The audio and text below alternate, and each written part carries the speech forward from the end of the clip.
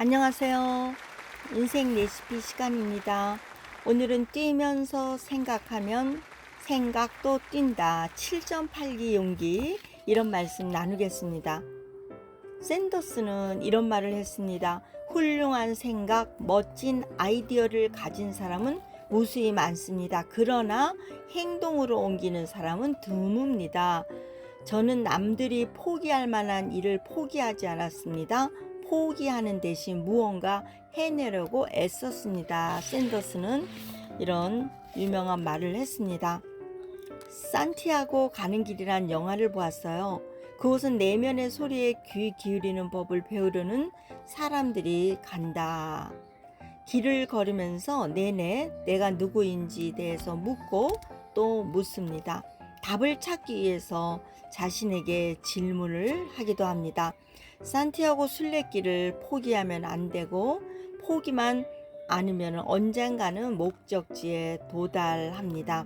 매일매일 순례길에서 신이 나는 만드신 계획을 찾아보면서 거기서 만나는 건 신이 나에게 주신 길이다. 이런 것을 또 찾아보기도 합니다. 고통도 행복을 여는 열쇠고 침묵은 숲이라는 것을 알게 된다. 말이 침묵보다 생각이 어렵다. 이 영화에서 깊이 생각하라는 메시지를 전하고 있습니다.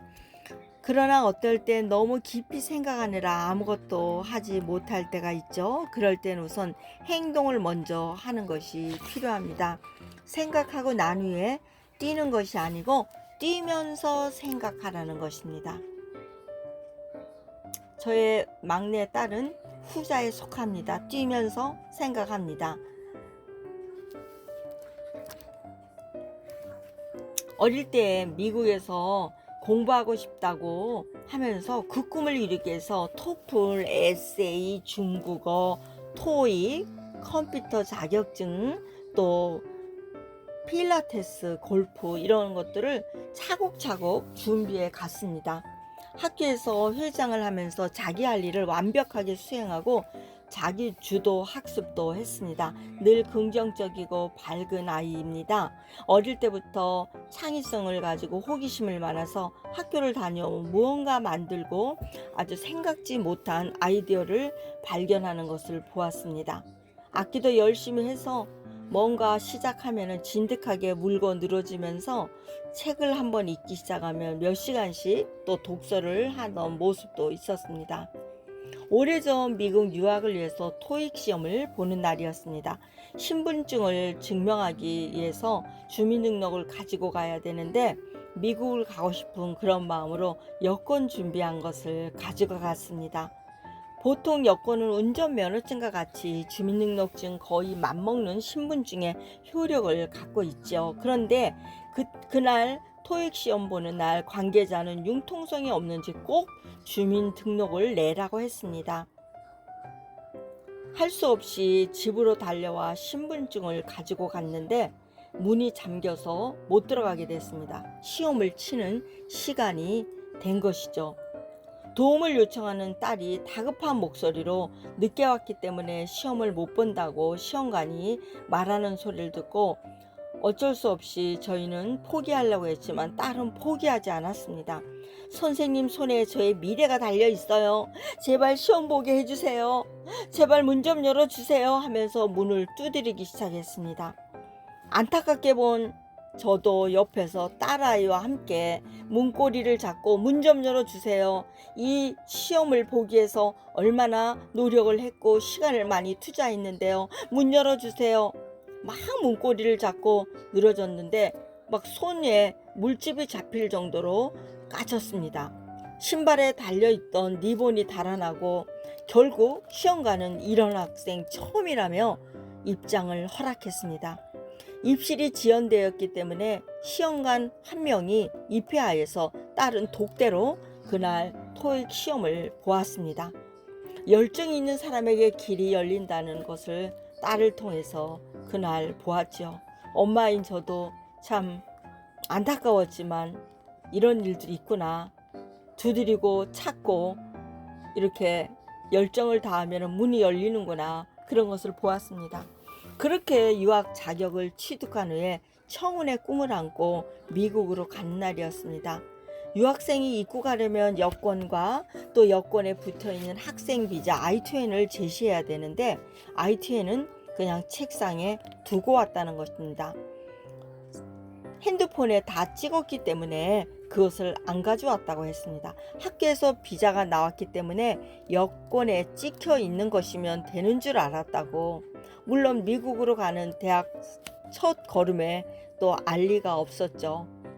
물론 저희도 세심하게 살피지 못한 또 잘못도 있었겠어요.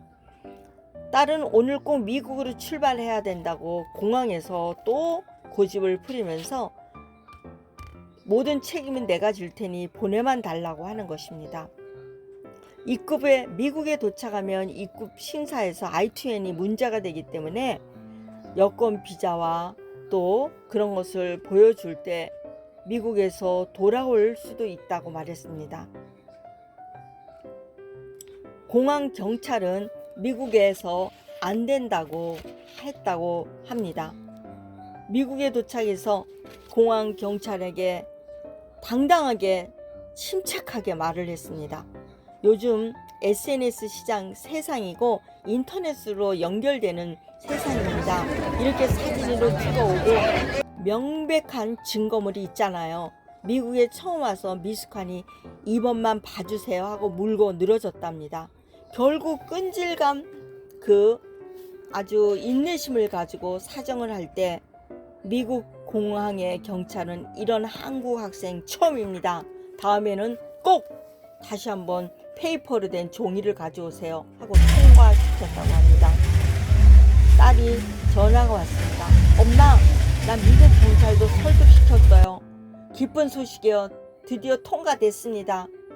딸아이를 보내놓고 우리 부부는 내내 마음 졸이면서 기도하고 있었는데 그래도 안심으로 그 전화를 받고 마음이 풀렸습니다. 그런 딸아이는 그런 과정을 겪은 후에 모든 것이 더 철두철미하게 미리 준비하는 습관을 가지게 되었습니다.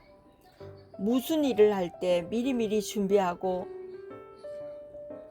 인내하는 그런 시간들을 많이 가졌습니다. 인생을 살아가면서 실수나 장애물을 건너는 방법도 자신이 배워야 할 몫이 됩니다.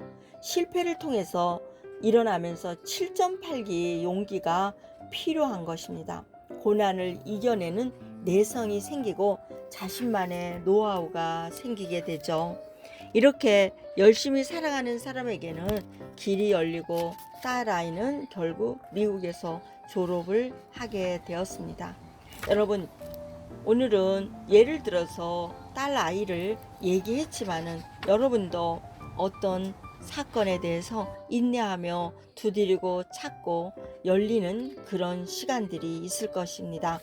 우리가 7.8기 용기를 가지고 뛰면서 생각하고 생각도 뛰는 그런 시간들이 되기를 응원합니다. 우리가 길거리를 다니다 보면 흰수염 할아버지 KFC 매장 앞에 있는 그 할아버지를 볼 수 있습니다. 오늘 명언으로 말한 샌더스 할아버지입니다. 그런 온화한 흰수염 할아버지를 보면은 정말 탄탄대로로 살아온 것 같지만은 인생의 고난의 연속이었다고 합니다. 샌더스는 어린 시절에 아버지를 여의고 어린 동생을 돌보면서 들어가는 회사마다 해고를 당하고 실패만 거듭했습니다. 도로변 주유소에 차린 샌더스 카페가 치킨 요리로 호황을 누렸지만 옆으로 고속도로가 뚫리자 고객들의 발길이 뚝 끊어졌다고 합니다. 모든 것을 정리하는 그 나이가 65세였습니다. 혈흔단신으로 그에게 남은 것은 현금 105달러 뿐이었다고 합니다. 그래도 그는 절망하지 않았습니다. 절망 대신 이런 질문을 자신에게 던져보았습니다. 내가 다른 이들에게 보탬이 될 만한 어떤 일을 할 수 있을까? 사람들에게 무엇을 줄 수 있을까? 이렇게 생각한 사업이 바로 닭을 튀겨서 먹는 요리였습니다. 그 방식을 소개하고 사업을 하기 위해 3년 넘게 전국을 돌아다니면서 투자자를 찾았지만은 무려 1,009곳에서 거절을 당했습니다. 그래도 그는 나에게 은퇴란 말은 없다. 65세가 넘었지만 어떠한 역경이 닥쳐도 포기하지 않을 것이다. 목숨이 붙어있는 한 나는 계속 움직일 것이다. 하면서 마침내 KFC라는 프랜차이즈 사업을 성공했습니다. 아무리 어려워도 늘 웃음을 잃지 않는 그였습니다. 어느 날 골목에서 놀고 있던 아이 몇 명이 다가와 말했습니다. 할아버지는 왜 그렇게 하얀 옷을 입었어요? 그리고 왜 아까부터 계속 눈을 감고 서 있기만 하세요? 샌더스는 활짝 웃으며 이렇게 말했습니다. 이 할아버지 말이야 몇 년 뒤 이곳에 커다란 식당을 하나 지을 거야. 장사가 너무너무 잘 돼서 요리를 먹으려는 사람들이 도시의 끝까지 줄을 서서 기다릴 정도가 될 거야. 할아버지는 오늘처럼 하얀 옷을 입고 손님들에게 웃는 얼굴로 인사를 할 거란다. 찾아주셔서 감사합니다. 조금 기다리시면 너무 맛있게서 음식이 환상적으로 나올 것입니다. 치킨 요리를 드실 수 있습니다.